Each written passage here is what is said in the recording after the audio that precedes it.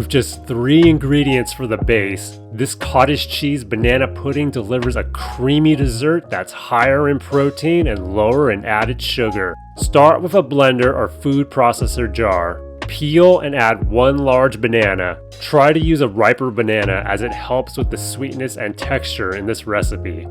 Add 1 cup of 4% milk fat cottage cheese. I've also made this with 2% reduced fat cottage cheese and it works as well. Add 1.5 tablespoons of maple syrup.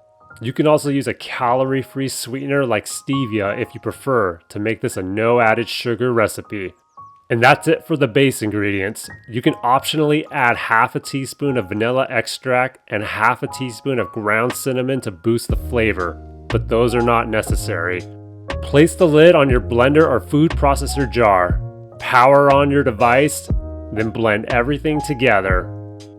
It should take about 30 to 60 seconds to reach a smooth and creamy consistency. If necessary, scrape down the sides with a spatula and then continue blending until you have a smooth pudding-like consistency. Take out a small bowl and then transfer your pudding into the bowl. Cover it in plastic wrap and then refrigerate it for at least 1 hour. Then you're set to enjoy your rich and creamy cottage cheese banana pudding.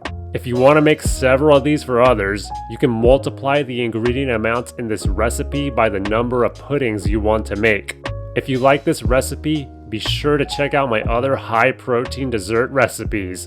And if you found this recipe helpful, please like the video and subscribe for more healthy recipes every week.